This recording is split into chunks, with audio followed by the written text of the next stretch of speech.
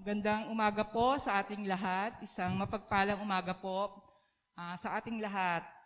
Ang sinasabi po ng salita ng Panginoon, sabi po sa Awit 103, verse 1 to 5, si Yahweh ay papurihan, purihin mo kaluluwa.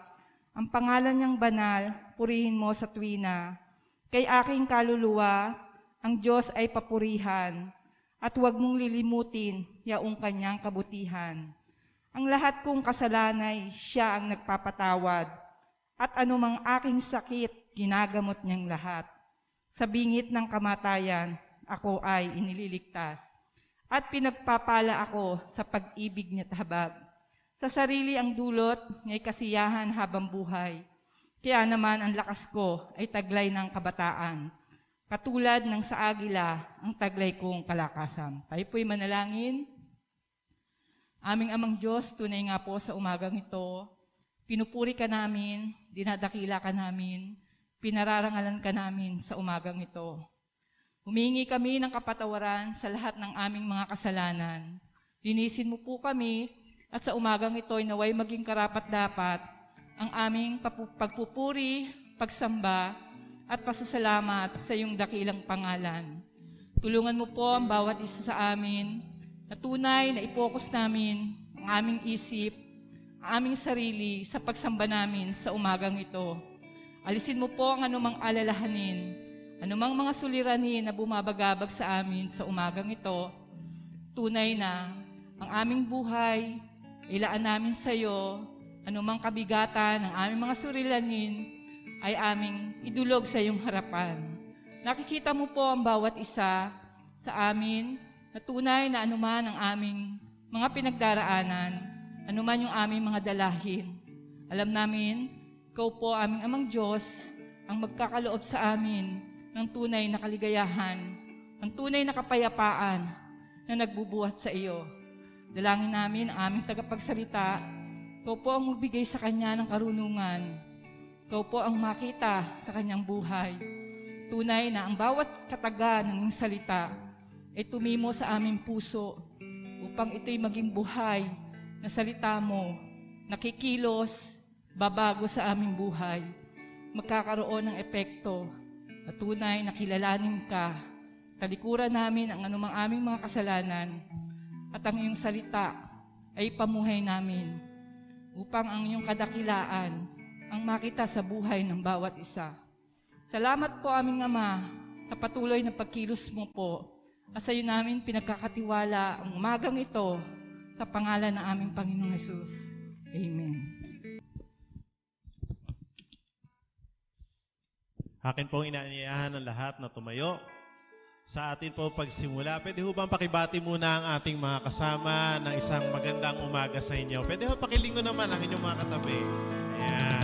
Praise God, meron na naman tayong opportunity to worship the Lord in this place. Alam nyo, sabi sa aklat ng Awit 122 verse 1, Psalms 122 verse 1, ang sabi ni David ganito, I was glad when they said to me, let us go into the house of the Lord. Ako ay nagagalak nung sabi nila sa akin, tara, punta tayo doon sa bahay-sambahan ng Panginoon. Ako naniniwala, every Sunday na ginawa ng Lord para sa atin pumunta, ito dapat ay nagdudulot sa atin ng kagalakan. Amen po ba ron? Masaya ho ba kayo na narito kayo ngayong umaga, sumasamba sa ating Panginoon? Amen! Let's worship the Lord our God this morning. Sa inyo po na nanonood sa ating pagsamba ngayong umaga, magandang umaga din po sa inyo, and we can worship God even in your home. Sa po lahat ay umawit, magpuri sa ating Panginoon. Let's declare that God is giving us yung kagalakan, yung kasiyahan, every time na tayo ay mag-worship at sasamba sa Kanya. Purihin po natin ang Panginoon sa umagang ito, pumalakpak, sumamba tayong lahat. Amen.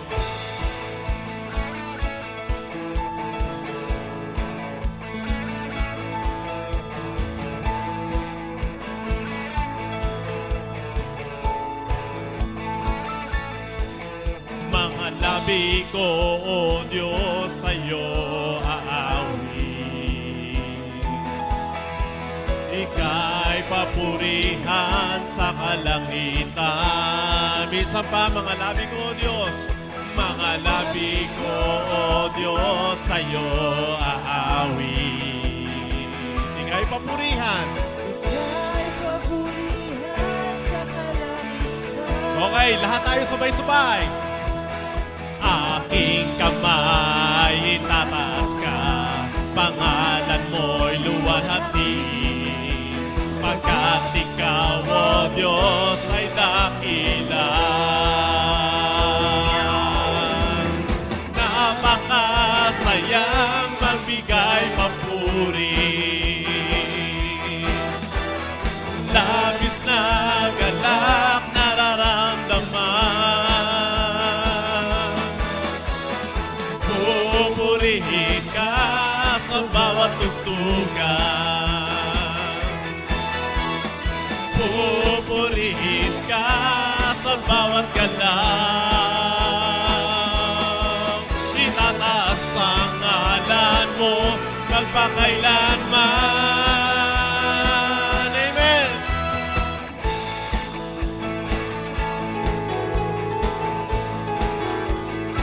Let's sing! Sa taglay mong lakas, O Diyos, purihin ka. Isisigaw sa buong mundo, labis mong gawa. Ang puso ko'y tuwang-tuwa. Kasiyahan ay umaapaw. Katapatan mo, O Diyos, ay dakila. Napakasayang magbigay papuri. Labis na galak nararamdaman. Pupurihin ka sa bawat tugtugan.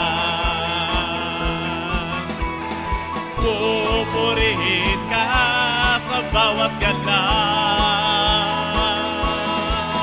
Itataas ang ngalan mo magpakailanman. Minsan pa sa taglay mo lakas, O Diyos.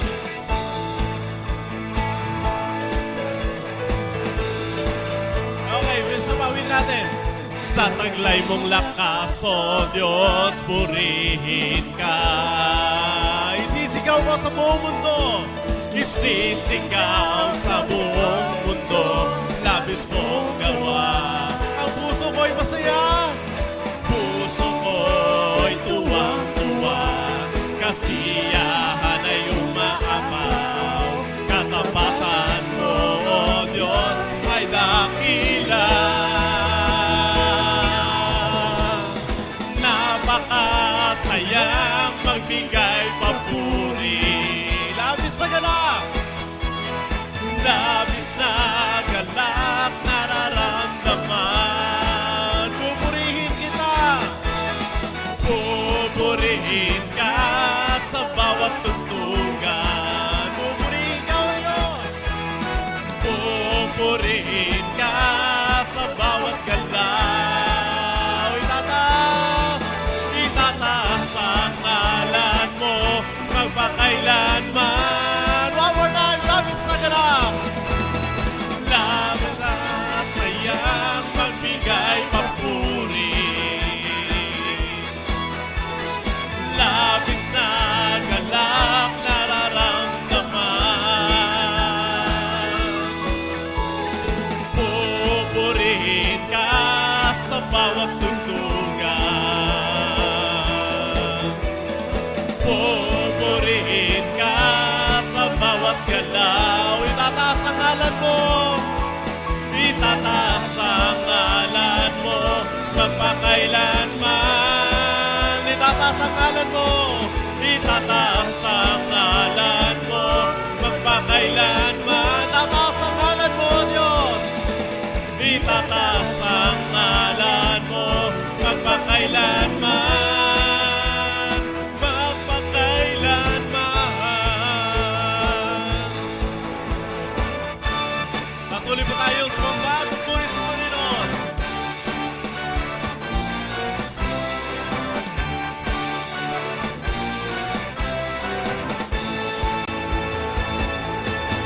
May galak, may saya, may tuwa sa piling ng Diyos. Sapagkat hirap ng puso ay naglalaho.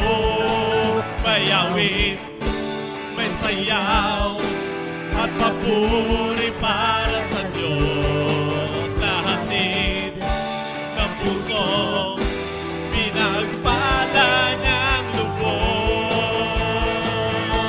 Handog niya ay kapayapaan, handog niya ay kagalakan, handog niya ay kalakasan sa bawat pusong napapagahan. Kaya ang awit ng papuri, awit ng pasasalamat, at ang awit ng pagsamba ay para lang kanino? Ay para lang sa Kanya. One more time to sing. May galak, may galak, may saya, may tuwa sa piling ng Diyos. Sapagkat hirap ng puso ay naglalaho. May awit, may sayaw, at papuri sa Diyos. Papuri para sa Diyos.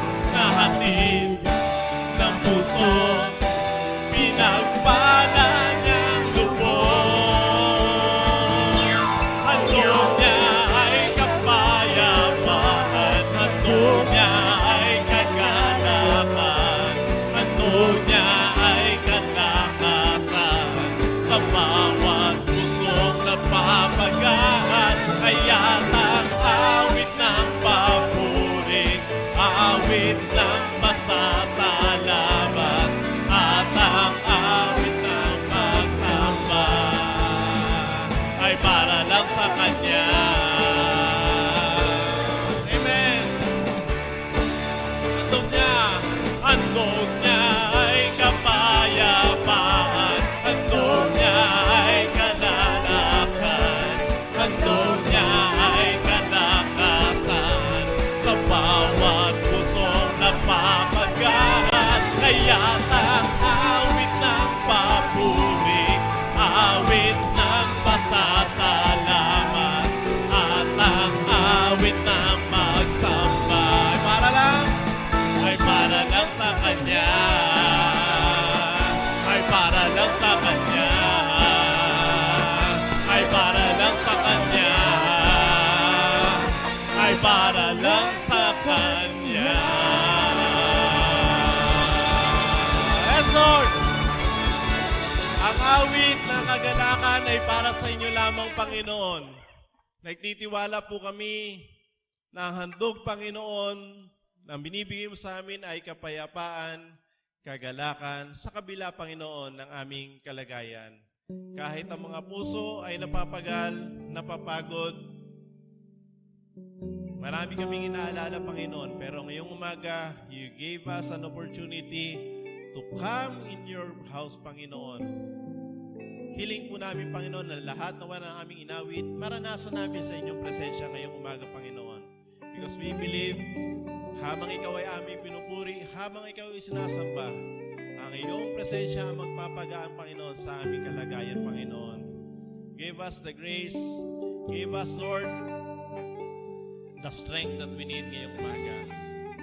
Wala po kami ibang luluwalatin sa umagang ito, kundi ikaw po lamang aming Panginoon.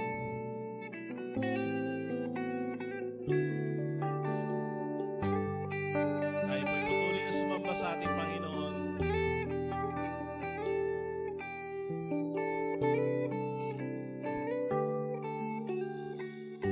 Tayo po'y umawit. O Panginoon, pinupuri kita.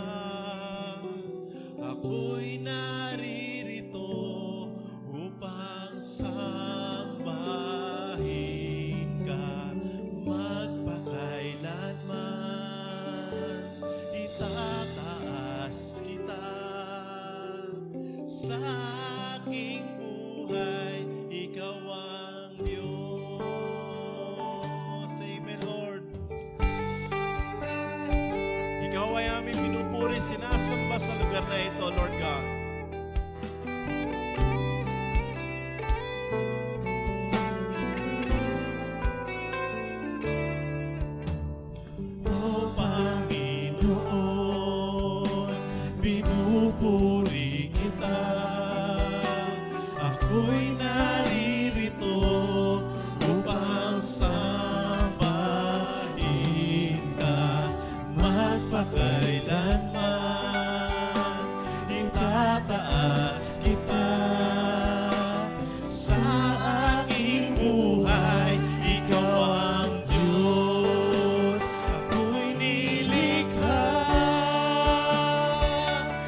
Sadyang para sa'yo lahat sa akin, iaalay sa'yo ang iyong kaluguran.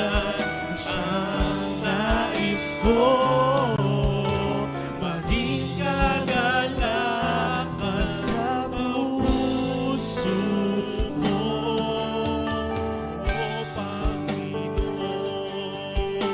Pinupuri kita, ako'y naririto upang sambahin ka magpakailanman. Itataas kita sa aking buhay. Ikaw ang Diyos. Ako'y likha, ako'y nilikha, sadyang para sa iyo lahat sa akin, iaalay sa iyo ang iyong kaluguran. Ang siyang nais ko, maging kagalakan sa puso mo.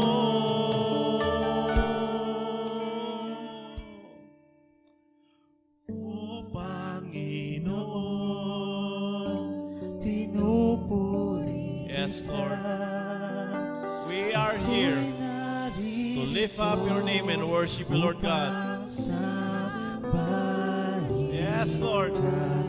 magpakailanman. Itataas ka namin, Panginoon. Itataas kita Sa aking buhay, ikaw ang Diyos. Sa aming buhay, sa aking buhay, ikaw ang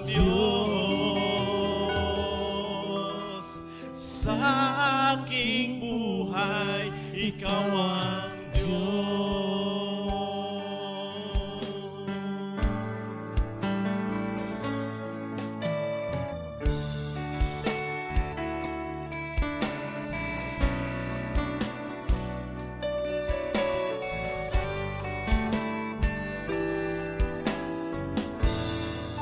Ay, may mawit. Pupurihin ka, O Diyos. Ang alay namin, Panginoon, ay pagsamba. aming alay ay pagsamba. Ang iyong kaluwalhatian, Kalwalhatian, buong karangalan, O Diyos. buong karangalan, kapangyarihan mo'y walang katulad. Minsan pa pupurihin ka namin, O Diyos. Pupurihin ka, O Diyos. Ang alay ng bawat isa ay pagsamba sa inyo. Ang aming alay ay pagsamba.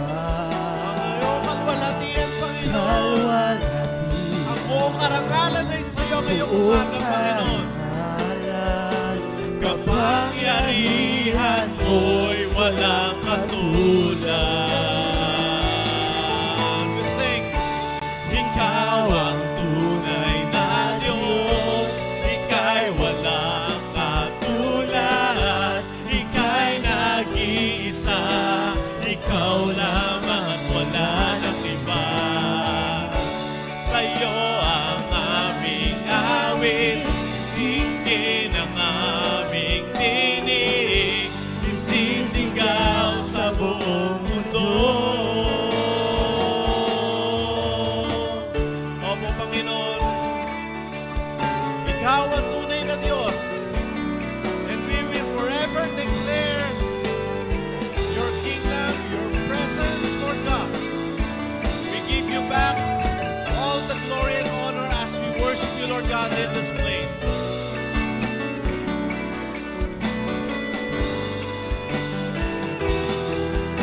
Minsan pa awitin natin na sabay-sabay. Ikaw ang tunay na Diyos, Ika'y walang katulad, Ika'y nag-iisa, ikaw lamang at wala nang iba. Sa'yo ang aming awit, dinggin ang aming tinig, isisigaw sa buong mundo. Ikaw ang tunay na Diyos, ikaw ang tunay na Diyos, ika'y walang katulad, ika'y nag-iisa, ikaw lamang at wala nang iba. Sa'yo, Diyos, Sa'yo ang aming awit, dinggin ang aming tinig, isisigaw sa buong mundo. One more time, let's declare ikaw tunay na Diyos. Ikaw ang tunay na Diyos, ika'y walang katulad, ika'y nag-iisa, ikaw lamang at wala nang iba. Sa'yo ang aming awit, dinggin ang aming tinig, isisigaw sa buong mundo. Isisigaw sa buong mundo. Aming isisigaw, Panginoon. Isisigaw sa buong mundo.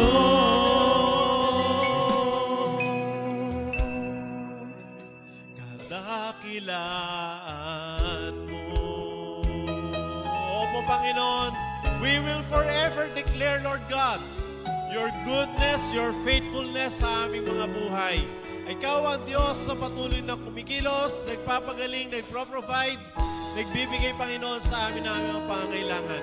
Kulang marahil, Panginoon, ang mga awitin na ito. Kulang pa marahil, Panginoon, ang sambit ng aming mga dila, ng aming mga labing ngayong umaga to declare all your goodness, Panginoon, sa aming buhay. Salamat ng maraming for giving us again an opportunity para po ikaw ay masamba sa dakong ito. Salamat sa pagkakataon. Salamat sa iyong presensya, Panginoon, na inaasahan po namin na lulukob at kikilos sa aming kalagitnaan. Ang buong umagang ito ay sa iyo. Ang buong pagsambang ito ay para po sa inyo, Panginoon. Kaya naman po, kami ay nagagalak ngayong umaga. Kami ay narito, Panginoon. Pagpalain mong bawat isang anak mo na narito, maging sa mga anak mo na ngayon ay nanonood sa kanilang mga tahanan. Let your presence dwell in us, Panginoon. Abutin mo po ang bawat sa amin at ikaw po ang patuloy na hinihingi namin ng malayang pagkilos sa amin ngayong umagang ito. Sa iyo po lahat ng papuri, lahat ng pagsamba, lahat ng pagwawalhati. Sa tanging pangalan ni Jesus, ang lahat magsabi ng Amen and Amen. Palakpakan po natin ng malakas ang ating Panginoon na buhay sa umagang ito. Makaupo na po tayong lahat.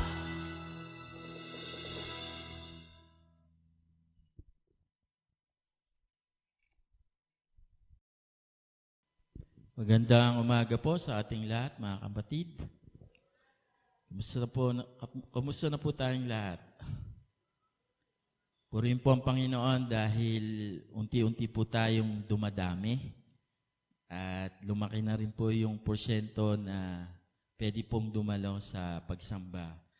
Salamat po sa Panginoon. So, ang ating pong pag-uusapan sa umagang ito ay pinamagatang strengthening your grip on integrity. So, basahin ko po yung salita ng Panginoon na matatagpuan sa Kawikaan, chapter 10, verse 9.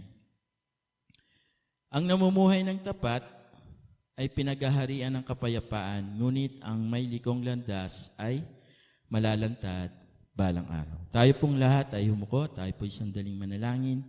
Aming Diyos Ama, patuloy po kaming nagpupuri sa iyo. Nagtataas ng iyong dakilang pangalan, Panginoon, sa umagang ito. Salamat po sa iyong kabutihan sa aming buhay, na kami, Panginoon, ay may taglay ng kalakasan, Panginoon. Dalahin po namin sa oras na ito, patuloy kang kumilos sa buhay ng bawat isa. Buksan mo po ang aming kaisipan, ang aming puso sa iyong mga salita. Dalahin ko, Panginoon, na ikaw po ang magsalita sa iyong abang lingkod at patuloy na ang bawat isa, Panginoon, ay maging mapagpala, Panginoon, ng iyong makapangyarihan salita. Purihin ka, Panginoon, ito po ang aming dalangin sa pangalan ni Jesus. Amen. So, yung title natin is Strengthening Your Grip on integrity. No? Yung higpitan daw natin ang pagkakahawak sa ating integridad. So, sabi po sa Old Testament, yung Hebrew word na translated integrity means the condition of being without blemish, completeness, perfection, sincerity, soundness, uprightness, wholeness. Integrity in the New Testament means honesty and adherence to a pattern of good works. No, sinasabi po diyan na yung integrity ay nangangahulugan po ng katapatan, no, ng may marangal, na may kabutihan sa buhay ng isang tao. No? At sa New Testament, sinasabi naman diyan yung katapatan pagsunod sa isang pamantayan sa mabuting gawa. So pag tayo po ay nakakaranas ng meron po tayong nararamdaman sa ating katawan at meron po tayong nakikita na may mga tumutubo or may namumula sa ating mga balat, tayo po ay pumupunta sa doktor para tayo po ay magpa-test. At doon pa lang, no, sa panlabas pa lang ng ating katawan, nagkakaroon na ng idea yung doktor kung ano yung sakit natin, no, sa kalooban. At sa integrity, meron pong dalawang test na ginagawa para malaman yung ating integridad bilang isang tao. Ito ay nagre-reveal at ito po ay epektibo. So una po, sabi po diyan, the test of adversity. So alam ko po na lahat po tayo ay nakakaranas ng mga paghihirap o pahirap sa buhay. Nakaranas tayo ng pandemic na hanggang ngayon ay nararanasan natin. No, nakaranas po tayo na mawalan ng mahal sa buhay. Nakaranas po tayo na mawalan ng trabaho. Tayo ay magipit. At talagang wala tayong magawa sa ating sitwasyon. So yung adversity ay nagsusuri sa atin kung gaano tayo katatag. Pinapakita dito kung gaano tayo kalakas or mahina po talaga tayo. No, sabi po diyan sa Kawikaan chapter 24 verse 10, kung hindi ka magtatagal sa panahon ng kahirapan ay nangangahulugang ikaw ay mahina. So, malinaw po diyan. No, kasi pag dumaranas po tayo ng mga paghihirap, minsan yung ating pananampalataya, imbis na ito ay maging dahilan para tayo ay lumapit sa Panginoon, ang nangyayari po, tayo ay napapalayo sa Panginoon. Iniisip natin na itong paghihirap ay pinaparusahan tayo ng Diyos o dapat mangyari sa bawat isa sa atin. Pero alam po natin na ang pagsubok ay dumarating talaga sa buhay ng isang Kristiyano o sa buhay ng isang tao. Pag dumating po yan, ano po ang nangyayari sa ating pagkatao, sa ating integridad bilang isang mananampalataya? So, gusto kasi natin makasurvive eh. So, ano yung mga paraan na ginagawa natin? So, maaaring pwede tayong umutang pero dapat nagbabayad tayo. No, pwede tayong nagnenegosyo pero hindi naman tayo ganun kamahal magbenta ng produkto. Or maaaring nagtatrabaho tayo na natutukso tayo na kumuha ng mga bagay sa opisina. Or nandadaya tayo para lumaki yung ating sweldo.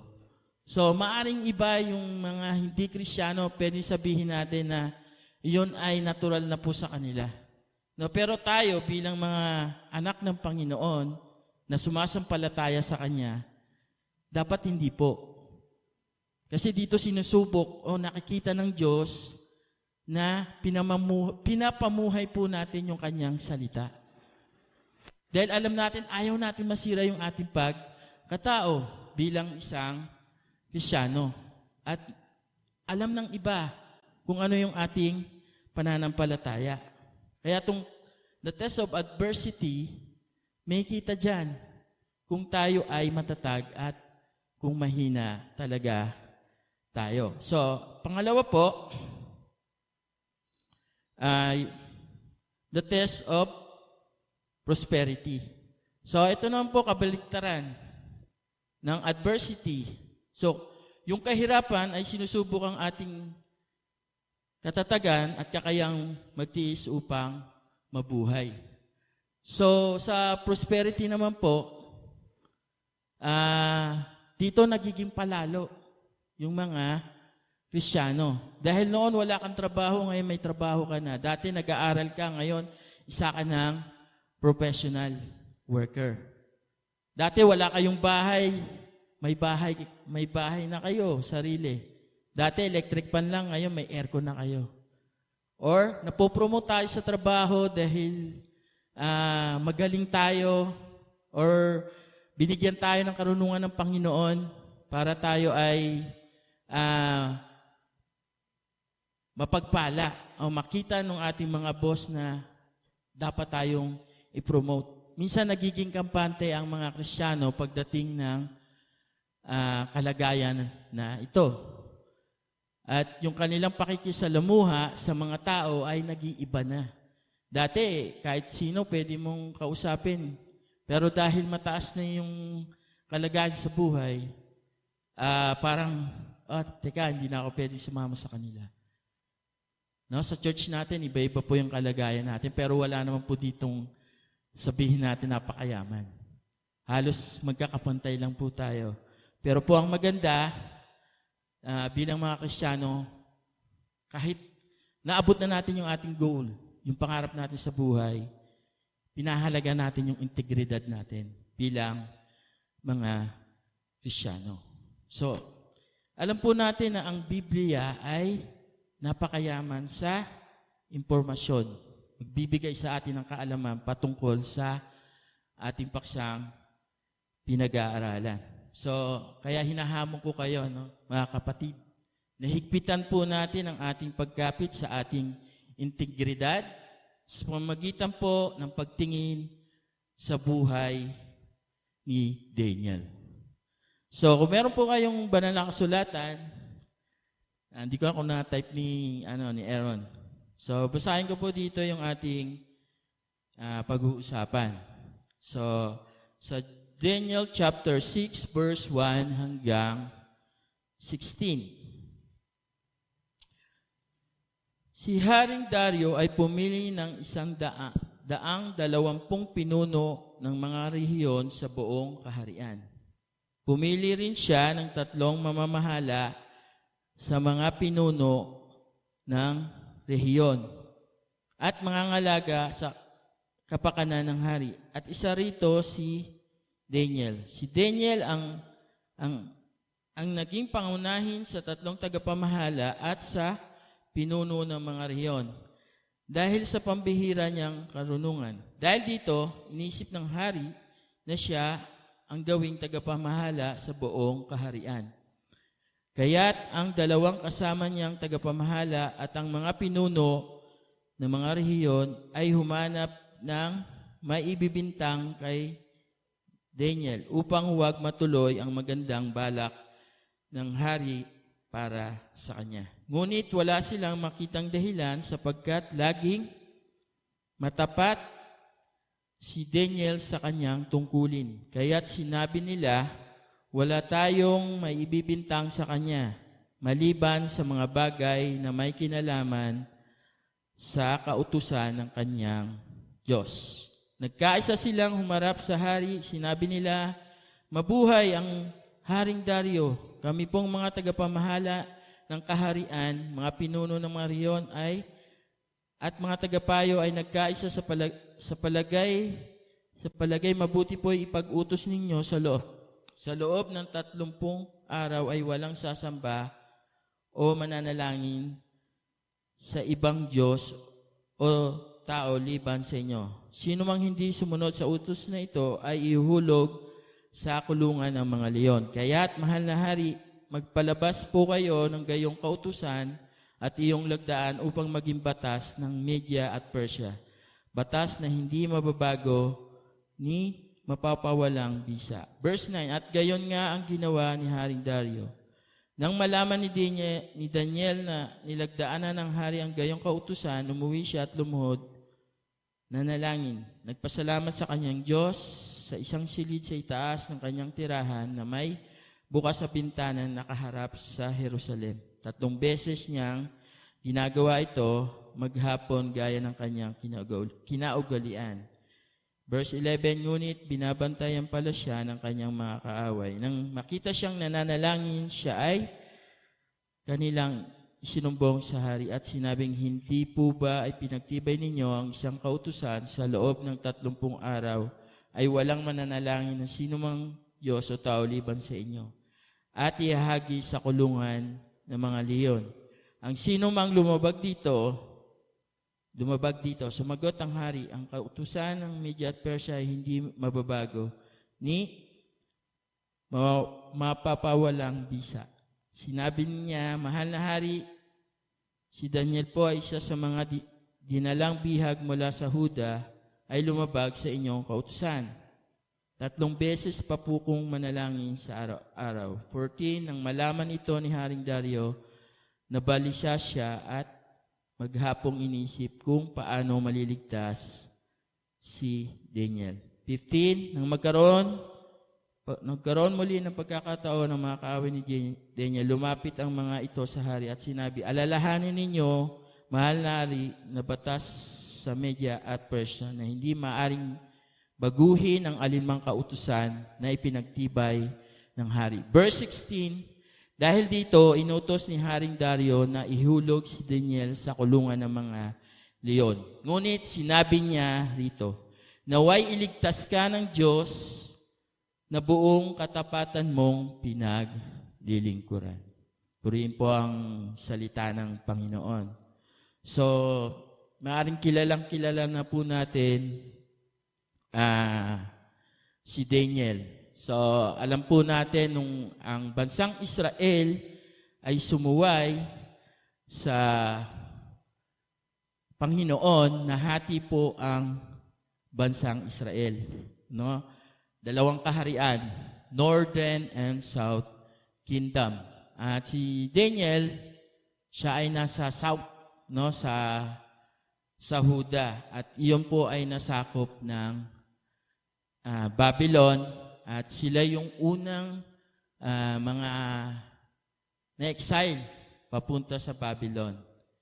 At tumanda na doon si Daniel hanggang inabot niya yung paghahari ni Haring Darius. So meron pong isang Sunday schooler na alam po natin yung mga bata, nakikinig sila pero hindi sila masyadong aware. No, habang nagkukwento yung teacher about sa story tungkol kay Daniel sa pagkahulog sa leon, 2 yung pumasok sa kanya. Nangangamba siya doon sa 2 bagay. Una, inisip niya, sino yung mga taong naghulog kay Daniel sa kulungan ng leon? So, pangalawa, naisip niya, ano yung napakasamang bagay na ginawa ni Daniel, bakit siya hinulog sa kulungan ng mga leon? So, nung siya ay lumaki na, at muli nilang napag-aralan yung story ni Daniel, nagulat siya. Kasi mali pala yung pagkakaintindi niya nung bata pa siya. Nalaman niya na si Daniel ay walang ginawang masama. Walang ginawang masama pero hinulog siya sa kulungan ng leon. Ang ginawa niya ay tama. So alam po natin kapag tayo ay gumagawa ng kabutihan, dapat tayo ay ginagantipalaan. Kapag tayo po ay gumagawa ng mali, dapat tayong dinidisiplina. No? Pero sa mundong ginagalawan natin ngayon, nagiging baliktad na po yung nangyayari. No? Minsan, kapag gumawa ka ng mali, no, sa trabaho, ikaw pa yung may reward. At kapag ikaw ang gumawa ng tama, ikaw pa yung mapaparusahan. So, atin pong tignan ang buhay ni Daniel. Ano ba yung mga marks of integrity na makikita natin sa buhay niya? So, una po dyan, sa verse 1, an excellent attitude. No, sabihin natin mahusay yung kanyang pag-uugali. So, dun sa verse 1 and 2 na binasa natin kanina, si Haring Dario pumili po siya ng 120 na mag-overseer sa kanyang kaharian. At 3 tagapamahala. Doon sa 120 na mga parang governors. Kasi malaki po yung Persia. Nung ang Babylon Empire ay nag-reign, sinakop din sila ng Persia. Kaya napakalaki nung kaharian. Kailangan maghanap ni Haring Darius ng mapagkakatiwalaan sa kanyang kaharian. Si Daniel po kasi, matagal na po siyang naglilingkod sa kaharian. Bago pa si Haring Darius, siya po ay naglingkod na sa ibang mga hari. Kaya sabihin natin, pag bin-background check si Daniel, maganda yung nakikita. Eto, kunin natin to kahit may edad na. Kasi mapagkakatiwalaan natin siya.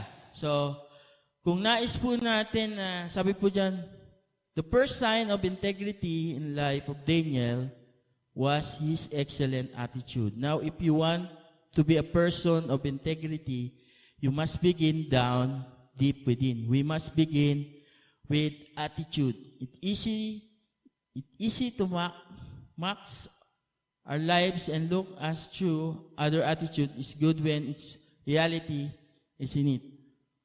One of the first place to show up in the realm of our employment. So, kung nais daw natin na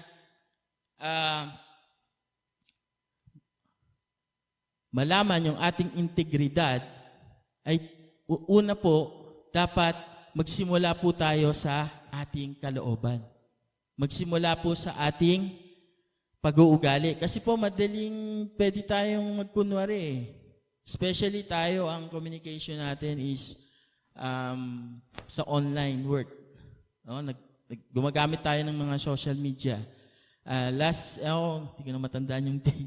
Kami po ay umati ng seminar ng mga workers sa Silang at isa yung napag-usapan namin, yung paano gagamit ng social media. Kasi nga kahit mga workers or mga Kristiyano, hindi natin alam yung tamang pamamaraan ng paggamit ng social media. Kasi sabi ng speaker namin, walang pinagkaiba yung pakikipagsalamuha mo sa pakikisalamuha mo sa online.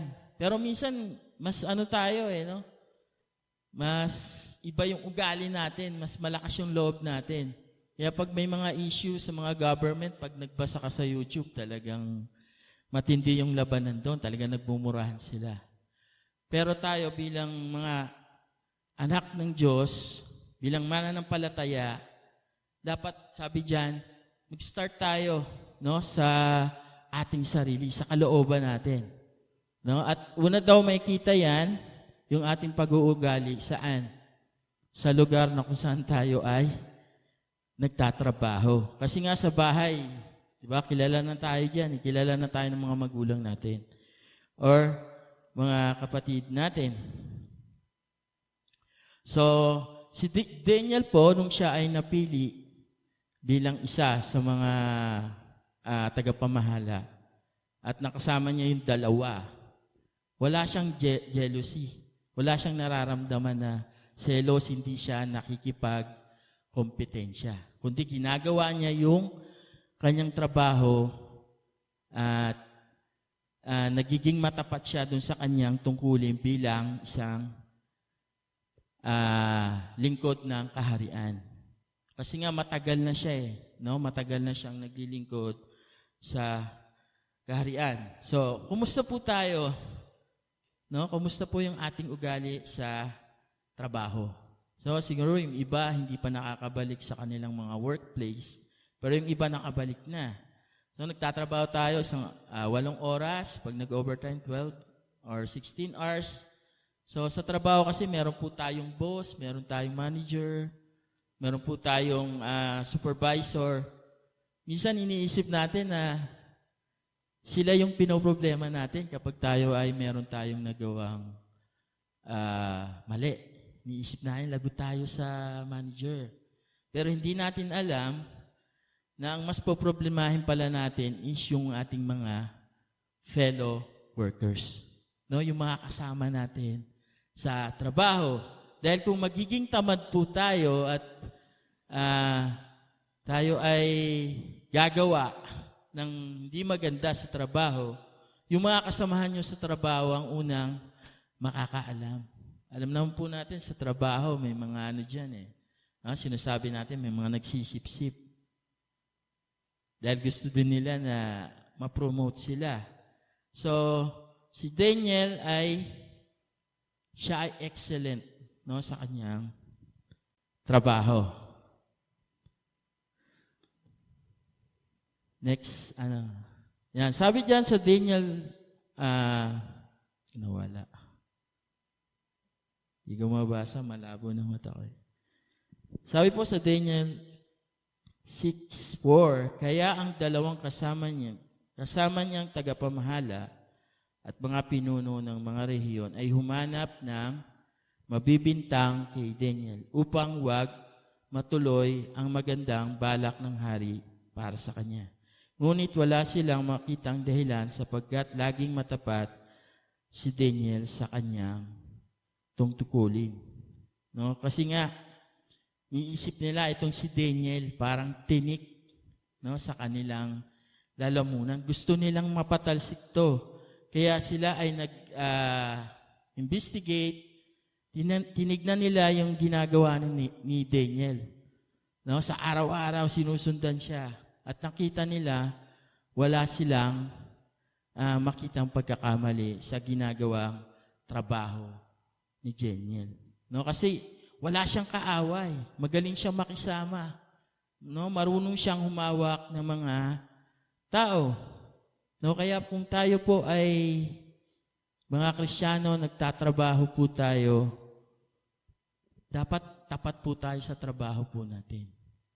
Dahil yan po ay isa ring tungkulin na ministry natin sa Panginoon. Dahil kung nasan tayo, pwede tayong gamitin ng Diyos. No? Kung hindi maganda ang ating pag-uugali, paano pa tayo gagamitin ng Panginoon sa ating workplace? Si Daniel po ay excellent sa kanyang attitude. No, yan yung isa sa mark of integrity niya. So pangalawa po, faithful in his work. Daniel was faithful on the job. Now be careful here. We often use the word faithful only as relate to spiritual life, religious life, but it's not talking about faithfulness at the church or temple as preparing to worship. Minsan iisip natin na yung faithful laging sa church, no? Laging sa may kinalaman sa gawain ng church or sa ating pagsamba. Pero ito po ay tumutukoy dito sa ating pinag-aaralan tungkol po sa trabaho. No? Government work po ito No? Katulad ng nagtatrabaho tayo sa City Hall, or sa anumang mga government offices. At doon po nakita nila na si Daniel faithful talaga sa kanyang trabaho. Naghahanap sila ng isang bagay na maaaring maipintas sa kanyang ginagawa. At napatunayan na siya ay tapat sa kanyang tungkulin. Wala pong kapabayaan. Bihira po na, pwede natin sabihin bihira tayo makahanap ng ganitong klase ng personnel na nagtatrabaho sa government offices. Kasi kami po ay nagpagawa ng bahay at may mga iba pang pinagawa. Pag naglakad ka ng mga documents sa City Hall, ang hirap po. Kasi daming ano doon. Pag hindi ka nagbigay, sigurado aabutin ka ng mga buwan or matatagal, pabalik-balik ka. Dito, malapit lang yung City Hall. Sa amin, sa dami mong mga dalawang sakay ka pa bago ka makarating sa City Hall. Nasa gitna po siya. Kaya minsan, para mapadali na lang, maglagay ka na lang para mapadulas. Para ano? Para gumulong na yung papel at matuloy na yung paggagawa ng bahay. So wala nagawa nanay ko kasi napagod na siya. Pabalik-balik. Kaya nagbigay na lang ang mama ko para matuloy na lang yung permit sa bahay namin. Pero alam ko po, mahali po yun eh. No? Pero minsan, dahil sa kahirapan ng mga prosesong nangyayari, nagagawa natin yun. Kaya ito yung papakita ng mali, no, sa buhay natin bilang isang Kristiyano. No? Sabi po sa Kawikaan, chapter 20, verse 6 and 7. Sinabi sa 6, ang sinasabi ng bawat isa na siya ay tapat, ngunit kahit kanino sa kanila ay hindi ka nakakatiyak. 7, kung ang isang ama ay namumuhay sa katwiran, mapalad ang mga anak na siya ang tinutularan. So, doon sa verse 6, no, marami doon nagsabi, di ba, may lumalapit sa atin na, mapagkakatiwalaan mo ako. Tapos pag meron kang ipapagawa, Ma'am, sir, kayang-kaya ko yan, saglit lang yan. Tapos, pag hindi pa nagsisimula yung trabaho, ano sasabihin? Ma'am, pwede po bang bumali? Kasi po, ganito eh. Siyempre, tayo naman, dahil gusto natin magawa na, basta gawin mo agad kasi kailangan matapos na yan, darating na yung anak ko. So, magugulat ka na lang, hindi na sisipot, or sisipot man, 2 araw, tapos hindi na babalik. So, sa Langkasa po, marami pong ganun. Maraming post doon sa village namin na laging naloloko ng mga nagkokontrata. Babalik, tapos hindi na po babalik.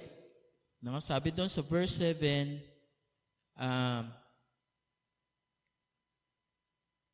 kung ang isang amay namumuhay sa katwiran, mapalad ang mga anak na siya ay tinutularan. So ang tanong po, meron pa po ba na ama na masasabi po natin na may integridad? No, yung Kristiyanong ama, meron pa po ba? No? Na pwedeng tularan ng kanyang mga anak. Kasi pag tinitignan natin yung church, no, mas marami yung mga babae.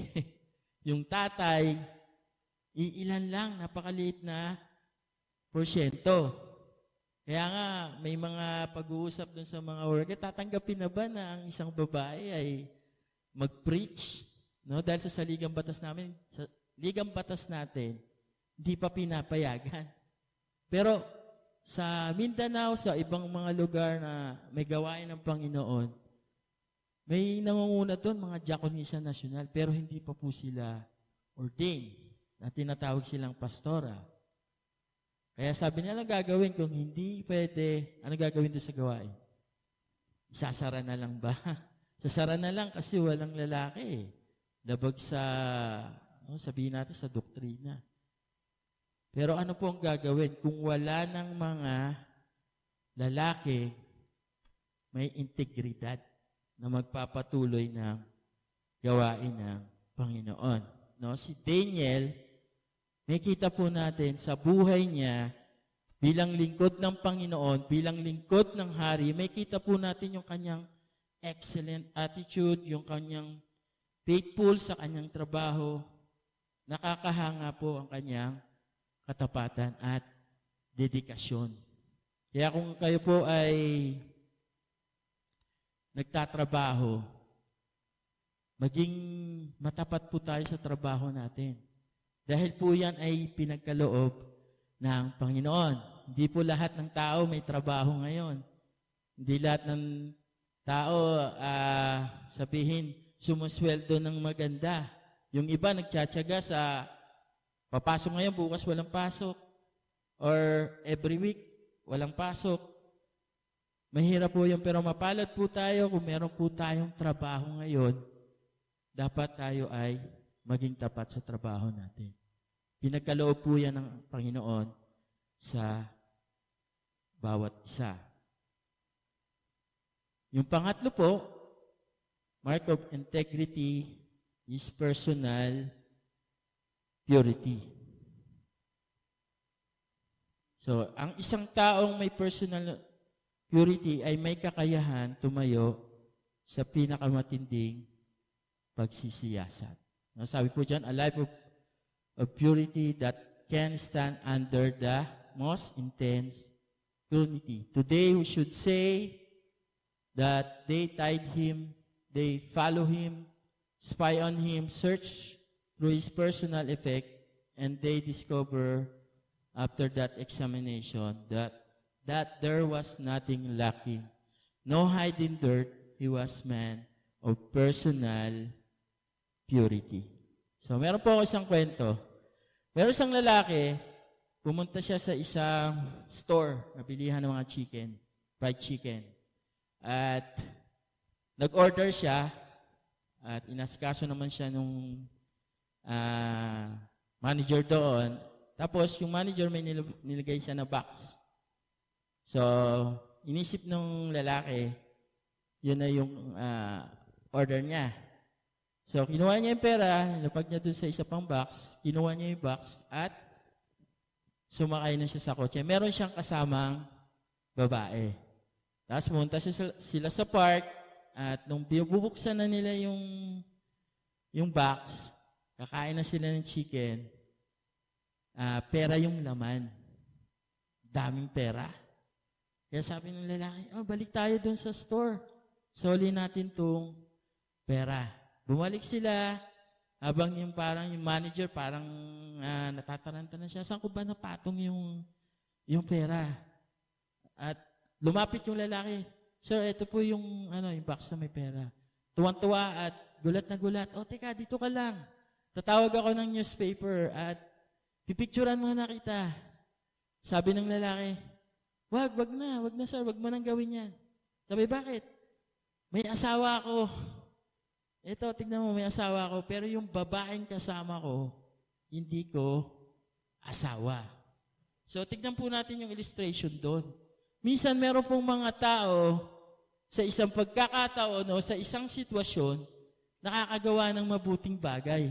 Pero pag sinuri mo siya, meron kang makikita sa kanya na isang bagay na pwedeng magpabagsak sa kanyang integridad.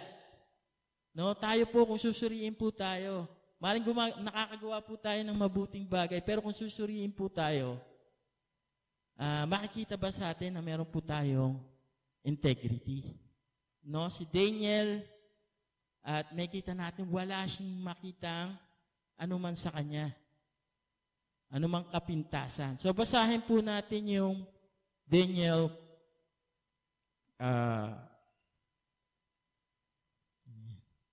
6:5. Sabi doon po sa 5, kaya't sinabi niya, wala tayong maibintang sa kanya, maliban sa mga bagay na may kinalaman sa kautusan ng kanyang Diyos. 6, nagkaisa silang marap sa hari. Sinabi nila, mabuhay ang Haring Dario. Kami po ang tagapamahala ng kaharian, mga pinuno ng mga rehiyon at mga tagapayo ay nagkaisa sa palagay na mabuti pong ipag-utos ninyo sa loob ng 30 araw ay walang sasamba o mananalangin sa ibang Diyos o sa tao liban sa inyo. Sino ang hindi sumunod sa utos nito ay hulog sa kulungan ng mga leon. 8, kaya't mahal na hari, magpalabas po kayo ng gayong kautusan at inyong lagdaan upang maging batas sa Media at Persia. Batas na hindi mababago ni mapapawalang pisa. At gayon nga ang ginawa ni Haring Dario. So una pa lang, may plano na po silang pabagsakin si Daniel. Kaya nag-umpisa ulit silang gumawa ng paraan para tignan kung meron pa ba silang makikita na maling bagay na ginagawa ni Daniel. So, nakita nila na si Daniel ay isang makadiyos na tao. Ito lang yung isang bagay na maaari nilang sabihin natin, ano yung word? Gamitin nila para kay Daniel. So, nag-set up sila. At kaya ang ginawa nila, nagpulong sila kasama ng ibang mga namamahala. Lumapit sila sa hari, no? At sinabi nila, nagpulong po ang buong mga tagapamahala. Pero alam po natin na iyon ay isang kasinungalingan dahil wala po doon si Daniel. Sinabi po nila na nagpulong silang lahat, pero wala naman po doon si Daniel. At gumawa sila ng isang kasulatan na kung saan sisirain yung pananampalataya ni Daniel. No? Dahil itong si Daniel buting tao. No? Siya ay may personal purity. Dahil itong mga tawiling na to, tiwaling mga nagtatrabaho sa kaharian, ayaw nila yung ugali ni Daniel. Dahil alam po natin, no, pag sa government may mga hindi gumagawa ng tama dyan. At kung ikaw ay gumagawa ng mabuting bagay, ikaw yung pinag-iinitan nila. Dapat to, mawala na to dito sa department natin eh. Siya lang yung hadlang. No? At pag nawala na siya, magagawa na natin ang lahat. Kaya nakita nila sa buhay ni Daniel, wala. Kaya sila ay gumawa ng kasulatan, nilinlang nila si Haring Dario. Gumawa sila ng isang conspiracy laban kay Daniel. No? Kumusta po yung ating personal purity? No? Ating buhay bilang anak ng Diyos. Saan po tayo nakakarating? No? Maraming tao na tayo ay nakakasalamuha. Kumusta po tayo sa kanila?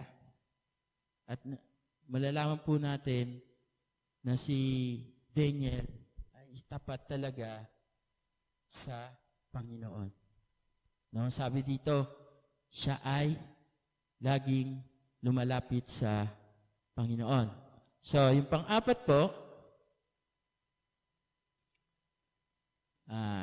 yung isang mark of integrity na makikita sa buhay ni Daniel, siya ay consistent walk with God.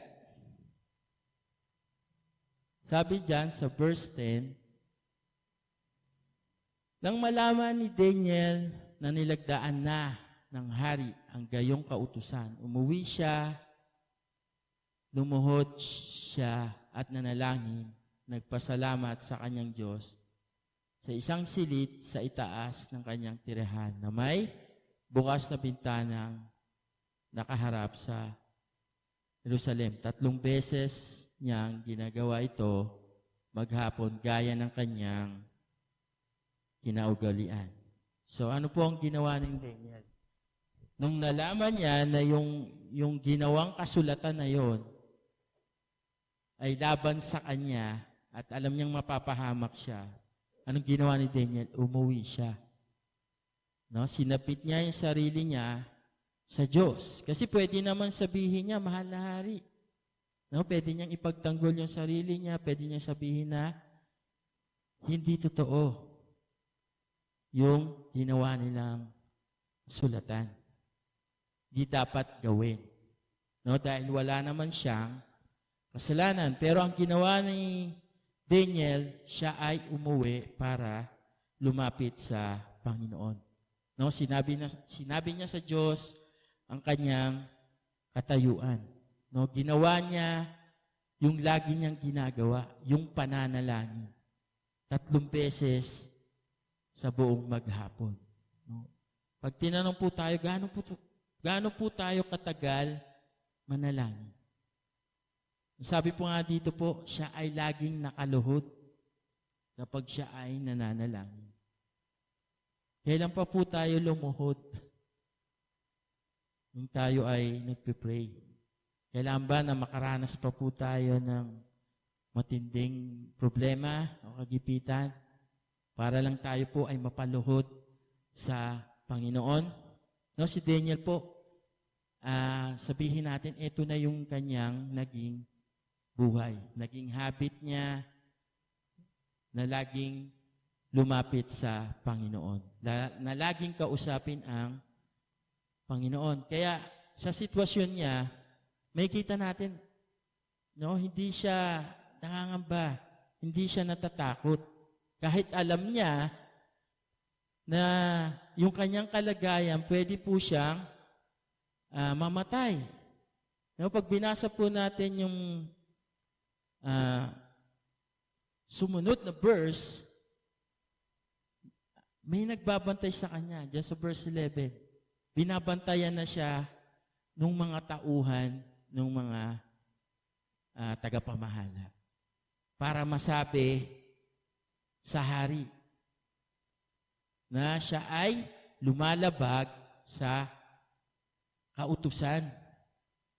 No, may kita po natin yung sitwasyon ni Daniel, nung siya ay nananalangin, doon pa siya kinuha ng mga tauhan para ihulog doon sa kulungan ng leon. Ayaw sana nung hari eh. Kasi kilala niya si Daniel. Alam niya ang katauhan ni Daniel. Kaya lang dahil doon sa kasulatan na maaring maglagay sa kanya sa alanganin sa kanyang posisyon, ang ginawa niya, sumang-ayon na siya. Pero labag yon sa kanyang kalooban. Kaya sinabi niya nga doon sa dulo, ingatan ka, no? Sabi doon sa 16, ngunit sinabi rito, naway iligtas ka ng Diyos sa buong katapatan mong pinaglilingkuran. Dahil alam ni Haring Darius, itong si Daniel ay matapat sa trabaho at matapat sa kanyang Diyos. Bigyan po natin ng pagsusuri yung ating sarili. Kung gusto po natin na maging consistent yung ating paglakad sa Panginoon, bigyan po natin ng oras ang pananalangin. Alam po natin si Daniel po, mga kapatid, mataas na ang kanyang katungkulan. Kapag mataas ang katungkulan mo, marami kang ginagawa, marami kang kailangang tapusin. Pero meron po siyang oras na nilalaan para sa Panginoon. Meron po siyang lugar na kung saan kakatagpuin niya ang Panginoon. Kaya ito isang hamon po sa atin, mga kapatid. Maraming problemang darating. Maraming pagsubok ang makakaharap natin kung hindi po tayo malapit sa Diyos. Mahihirapan po tayo. Hindi po tayo magtatagumpay. Dahil kailangan po tayo ay maging malapit sa Panginoon. Kaya higpitan po natin yung ating pagkakahawak sa ating integridad. Sino po ba tayo? Anak tayo ng Panginoon. No? At responsibilidad po natin, mga kapatid, na tayo ay lumapit po sa Kanya. Sa prayer meeting, nakakalungkot, ilan na lang po kami. Na konti na lang ang gustong manalangin para sa Panginoon. Buti walang mga prayer request na napakarami. Pero konti lang po kami. Wala na po atang 20. Pero alam ko po mga kapatid, meron po tayong kakayanan na umatin. No, sabihin natin, nagpe-pray naman ako sa bahay. No, si Daniel is a man of prayer. Kaya siya ay iniligtas ng Diyos sa kanyang kalagayan. Sabi po dito, ang pamumuhay sa integridad sa isang mundo kung saan pinapaburaan ng katiwalian ay hindi dapat na nasusuhulan o nakikipagkompromiso ang mga Kristiyano dahil naglilingkod sila sa Diyos at hindi sa tao. So tapusin po natin dun sa 1 Peter. Hindi ko mabasa. Dito na po tayo magtatapos. 1 Peter, 1 Pedro chapter 3, verse 13 to 18. Kung hindi nyo po mabasa, kung may Bible po kayo, buksan nyo na lang po. Sabi po dito, sino man ang gagawa sa inyo ng masama kung wala kayong hinahangad kundi pawang kabutihan. At sakali mang usigin kayo dahil sa paggawa ng mabuti, mapalad pa rin kayo.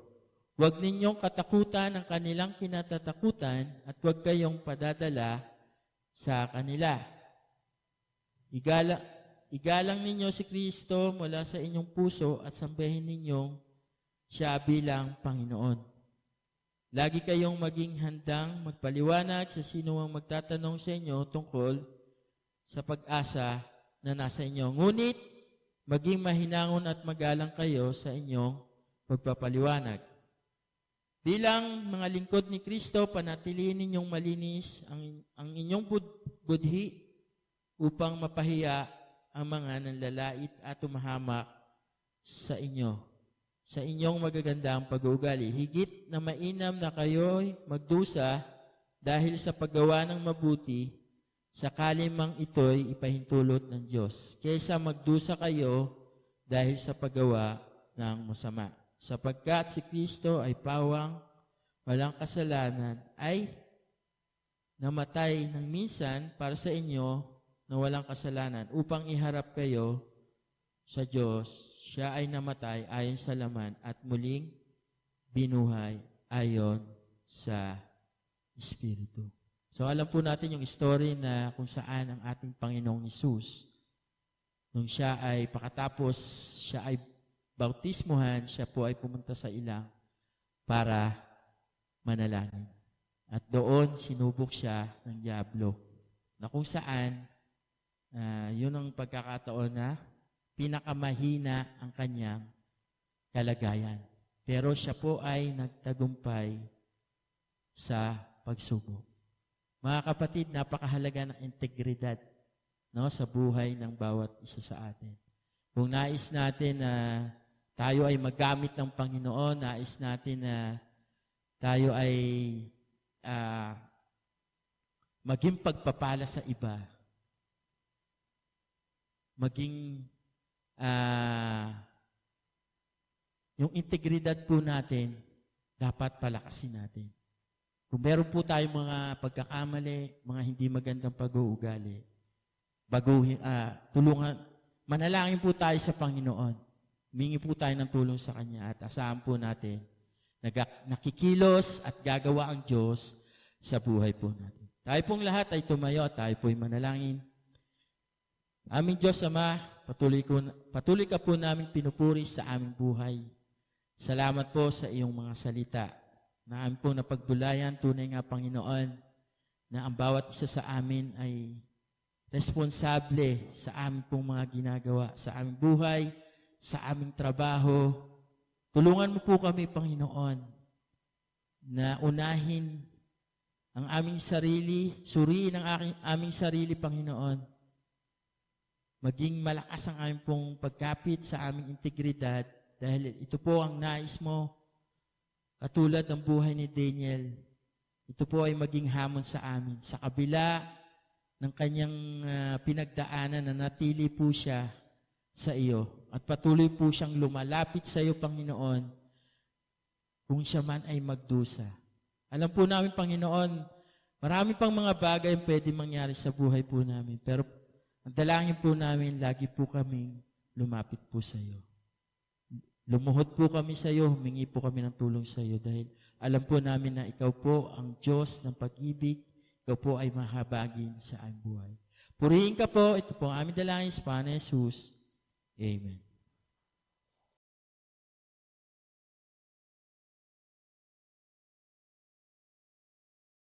Amang banal na makapangyarihan sa lahat, maraming salamat po dahil ikaw ang Diyos na tumawag sa amin, patuloy na bumabago sa amin, patuloy na binabago mo ang aming puso, isipan, damdamin at pag-uugali. Salamat dahil hindi ka patapos sa amin. Alam po namin na meron kang gagawin sa buhay namin upang patuloy ng iyong dakilang layunin ay maganap sa buhay namin at sa iglesyang ito. Salamat po sa paalala. Tulungan mo po kami na maging isang taong may integridad sa isip, sa salita at sa gawa. Mangyari nawa po ito at patuloy na katagpuin mo po ang buhay ng bawat isa sa amin. Maraming salamat po. Pinupuri ka namin, sinasamba ka namin, niluluwalhati namin ang iyong pong banal at makapangyarihang pangalan. Wala ka pong katulad. Sa iyo ang papuri, pagsamba at pagluwalhati. Ito po ang aming panalangin sa pangalan ni Jesus. Amen. Ang Ama ay papurihan, Anak, Espiritong Banal, ng mga taong nilalang, at ng tanan sa kalangitan. Amen. Ang patuloy na pag-ibig ng Ama na makapangyarihan sa lahat, ang pagliligtas ng Panginoong Hesukristo, ang aliw, tanglaw, gabay, patnubay ng banal na Espiritu, ay patuloy nawang maranasan ng bawat isa sa atin mula ngayon at magpakailanman. Sa pangalan ng Ama, ng Anak, at ng Espiritu Santo. Amen. Amen. Amen. Amen.